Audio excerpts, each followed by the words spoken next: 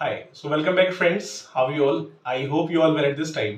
Guys, आज का video होने वाला है एक नए इंटरेस्टिंग एनएफओ के ऊपर। और एनएफओ आईसीसी पोटेंशियल के साथ में एक नया एनएफओ मार्केट में आ चुका है, जिसमें अगर हम डिमांड्स एंड पोटेंशियल्स की बात करें तो आई थिंक इस एनएफओ के अंदर पोटेंशियल एंड डिमांड इस टाइम पे काफी अच्छा खासा हो सकता है। डिमांड का सिंपल सा रीजन है कि जो एनएफओ आईसीसी इस टाइम पर अभी लेकर आया है, यहाँ पर आपका पैसा इंडेक्स फंड के अंदर इन्वेस्टमेंट होगा। दूसरी चीज ये है कि जो पैसे आप यहाँ पर इन्वेस्टमेंट करेंगे, आपका पैसा टॉप 30 वैल्यू स्कोर कंपनीज के अंदर इन्वेस्टमेंट होगा। तो अगर आप भी एक्साइटेड है इस फंड में इन्वेस्टमेंट करने के लिए और आप जानना चाहते हैं कि फंड किस टाइप का है, किस तरीके से काम करने वाला है, तो ये वीडियो आपके लिए बहुत ही हेल्पफुल होने वाला है। एंड मैं आपको इतना श्योरिटी, इतना गारंटी देता हूं कि इस वीडियो को देखने के बाद आपको नेक्स्ट वीडियो में जाने की जरूरत नहीं पड़ेगी, क्योंकि इस वीडियो में हम पूरा का पूरा स्टार्टिंग से लेकर एंड तक जो भी इस फंड का डिस्कशन है वो सारा करने वाले हैं। कितना इसका रिटर्न रहा है 1 ईयर के अंदर, 5 ईयर के अंदर, सिंस इंसेप्शन। अगर आप इसमें लॉन्ग टर्म के हिसाब से प्लानिंग कर रहे हैं या शॉर्ट टर्म के हिसाब से प्लानिंग कर रहे हैं, तो किस ऑप्शन में आपको इन्वेस्टमेंट करना चाहिए, करना भी चाहिए कि नहीं भी करना चाहिए इसमें भी इन्वेस्टमेंट, किस टाइप के ऑप्शन को कंपनी यूज कर रही है, किन सेक्टर्स में पैसा आपका लगा रही है, कंपनी इस टाइम पे कौन कौन सी अवेलेबल है, रीबैलेंसिंग अवेलेबल है कि नहीं है, रीबैलेंसिंग करेंगे तो साल में कितनी बार करेंगे। Will discuss everything in the same video. मुझे हार्डली आपका 7 से 8 मिनट चाहिए है, ताकि मैं आपको प्रॉपर तरीके से इसका जो भी इंट्रोडक्शन है वो आपको दे सकूं कि किस तरीके से ये फंड आपके लिए काम करने वाला है। चैनल पर अगर आप नए हैं तो इसे सब्सक्राइब करिए, अगर आपको वीडियो पसंद आती है इसे लाइक करें, इसे आगे शेयर करें। विदाउट वेस्टिंग टाइम आइए वीडियो को शुरू करते हैं, अंडरस्टैंड करते हैं पीपीटी के माध्यम से। तो फंड जो होने वाला है, this is the ICC prudential Nifty 200 value 30 index fund. Fund के नाम से ही काफी चीजें मालूम ऑटोमेटिकली पड़ जा रही हैं कि पहली बात तो ये कि एक इंडेक्स फंड है। दूसरी बात ये है कि यहाँ पर टोटल 200 कंपनीज होंगी और 200 में से आपका पैसा टॉप 30 वैल्यू स्कोर कंपनीज के अंदर इन्वेस्टमेंट किया जाएगा। सिंपल से एग्जांपल लेते हैं, अगर हम नॉर्मल किसी भी एक फंड में अगर इन्वेस्टमेंट करते हैं जहां पर 500 कंपनी अवेलेबल है, 500 में से अगर मान लो मेरा पैसा टोटल उन 500 कंपनीज में अगर इन्वेस्टमेंट हो रहा है, तो कल के डेट में ऐसा भी हो सकता है कि 250 कंपनी के स्टॉक्स अच्छे चल रहे हो और उसी टाइम पे हो सकता है कि 250 कंपनी के स्टॉक्स डाउन भी चल रहे हैं। तो उन टाइप के फंड्स में क्या होता है कि रिटर्न में थोड़ी सी वॉलेटिलिटी बनी रहती है और रिटर्न को थोड़ा सा बनने में टाइम लगता है। ऐसा नहीं कि नहीं बनता है, थोड़ा सा वहां पे टाइम लगता है। इस फंड में क्या हो रहा है, इनके पास टोटल 200 कंपनीज अवेलेबल है। 200 में से आपका पैसा टॉप 30 वैल्यू स्कोर कंपनीज में इन्वेस्टमेंट करेंगे। अब अगर डिमांड की बात करें तो आप सिंपल सा मान के चलो कि यहां पर वॉलेटिलिटी आपको कम देखने को मिल सकती है, क्योंकि 200 कंपनी का ऑप्शन था बट 200 में नहीं लगाया। जो बेस्ट 30 कंपनी के ऑप्शन है, जिनके रिटर्न वगैरह पिछले काफी टाइम से ठीक ठाक आ रहे हैं, पोटेंशियल काफी अच्छा दिख रहा है, एक मतलब रिटर्न भी काफी अच्छा खासा लास्ट में इन्होंने दिया है, वैल्यू स्कोर काफी उसका बेटर रहा है, उसके हिसाब से यहाँ पर टॉप 30 कंपनी का सिलेक्शन ये लोग कर रहे हैं और उन टॉप 30 कंपनी से पैसा लगा रहे हैं। सिंपल, अगर हम कोई पानी पीते हैं आज की डेट में, एक नॉर्मल वाटर है, एक आरओ से प्योरीफायर होकर वाटर अगर आया है, दोनों में क्वालिटी का बहुत डिफरेंस रहेगा। तो उसी टाइप से अगर हम मान लो अगर इस इंडेक्स में अगर इन्वेस्टमेंट कर रहे हैं, यहाँ पे टोटल 200 कंपनी है, 200 में से आपका पैसा टॉप 30 कंपनीज में लग रहा है। अगर हम उसी के बदले किसी नॉर्मल अगर एक्टिव फंड में अगर मान लो इन्वेस्टमेंट कर रहे हैं जहां पर 500 कंपनी है, पूरा का पूरा पैसा 500 कंपनीज में लगा है, तो मैंने जो एग्जांपल दिया था उसके हिसाब से थोड़ा सा उसको अंडरस्टैंड कर सकते हैं। बट यहाँ पे क्या हो रहा है, इनके पास 200 कंपनी है और 200 में से आपका पैसा टॉप 30 कंपनीज में लग रहा है, जिनका वैल्यूज को इस टाइम पे काफी बेस्ट है। रिटर्न्स की बात करें, रिटर्न यहाँ पे कितना एक्सपेक्ट आप कर सकते हैं, बट रिटर्न की तरफ आगे के बढ़ने के पहले बताना चाहूंगा इसमें रीबैलेंसिंग भी अवेलेबल है। रीबैलेंसिंग का फायदा ये होता है कि मान लो आज जो टॉप 30 स्टॉक्स थे उनका इन्होंने सिलेक्शन किया और पैसा आपका मान लो वहां पर इन्वेस्टमेंट कर दिया। कल के डेट में ऐसा भी तो हो सकता है कि टॉप 30 में से कुछ ऐसे स्टॉक्स हों जिनके रिटर्न अच्छे ना आए, तो कंपनी यहाँ पे रीबैलेंसिंग साल में 2 बार करेगी, जून महीने में और दिसंबर महीने में।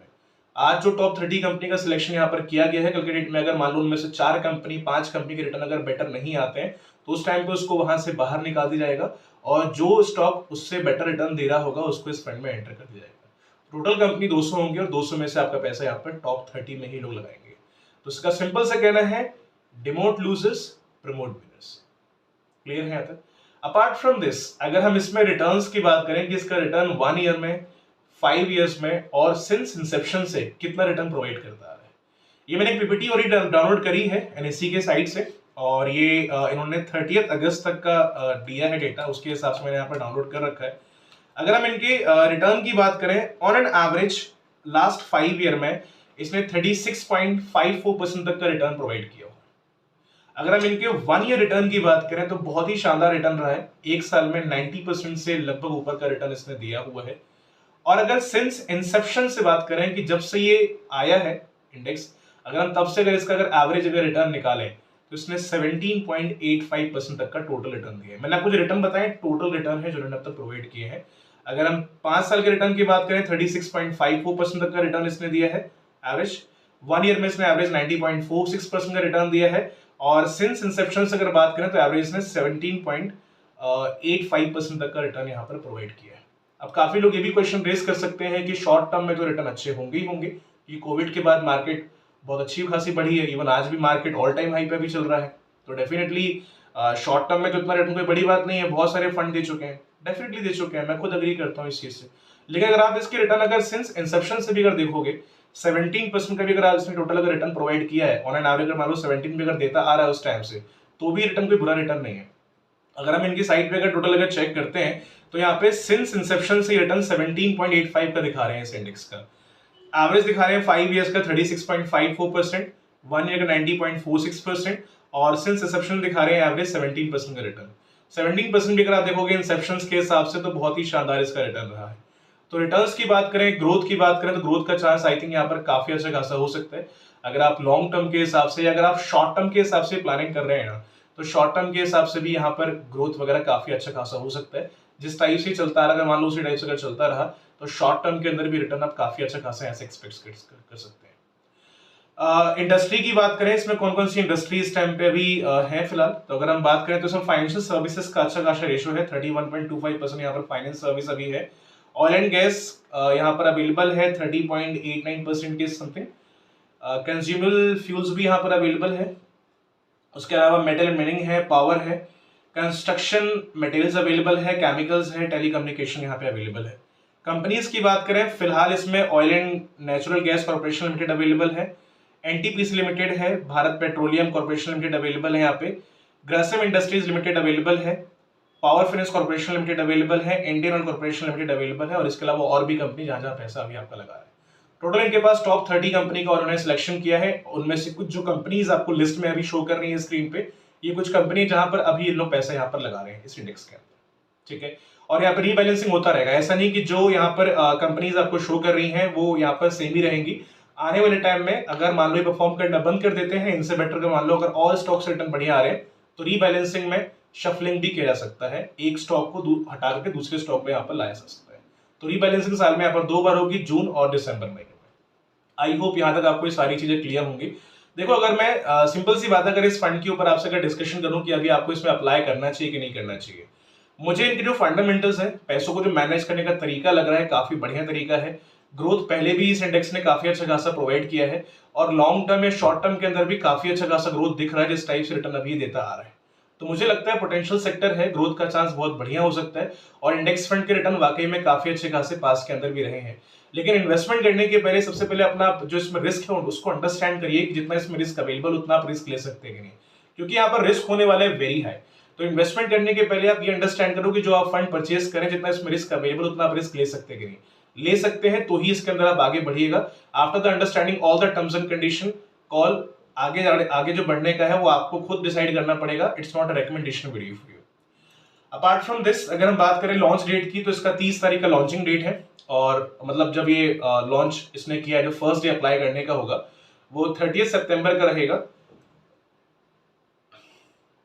और जो यहाँ पर एंड डेट है वो रहेगा 14 अक्टूबर का। अगर आप इस एनएफओ का ऐसा एनएफओ अप्लाई करना चाहते हैं इस फंड को, तो 30 तारीख से लेकर के इसको 14 अक्टूबर तक ऐसा एनएफओ अप्लाई कर सकते हैं। अलॉटमेंट डेट है 17 अक्टूबर का। एनएवी का प्राइस 10 रुपए के हिसाब से यहाँ पर रहेगा, मतलब जो अलॉटमेंट आपको दी जाएगी वो 10 रुपए के हिसाब से दी जाएगी अगर आप इसको एनएफओ पीरियड के अंदर अप्लाई करते हैं। तो एक्सपेंस रेशियो का फिलहाल अभी कंपनी को जिक्र नहीं किया, बट उसका इन्फॉर्मेशन आपको एज सुन एज पॉसिबल मिल जाएगा।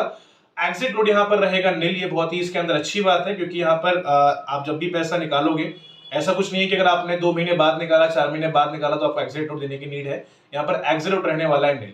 बाकी एलटीसीजी एसटीजी यहाँ पर एप्लीकेबल रहेगा, उस पर मैं ऑलरेडी हमने वीडियो बनाया हुआ है, उसका आपको लिंक डिस्क्रिप्शन में मिल जाएगा, वीडियो आप जाके चेकआउट कर सकते हैं। कुछ क्वेरीज अगर आता है अपना क्वेश्चन आप रेज कर सकते हैं। I try to give the answer as soon as possible. थोड़ी सी वीडियो बड़ी हो गई है कमिटमेंट के हिसाब से, but I am really sorry, सारी इन्फॉर्मेशन को देना थोड़ा आपके लिए इंपॉर्टेंट भी था। तो गाइस आई होप यहाँ तक मैंने इन्फॉर्मेशन आपको दी है वो अब तक यहाँ तक क्लियर होगी, कुछ डाउट नहीं होंगे। कुछ अगर क्वेश्चन अगर होते हैं अपना क्वेश्चन आप प्लीज रेज करिएगा। I try to give the as much as possible. तो मिलते हैं नेक्स्ट वीडियो के अंदर, तब तक के लिए हैव अ नाइस डे।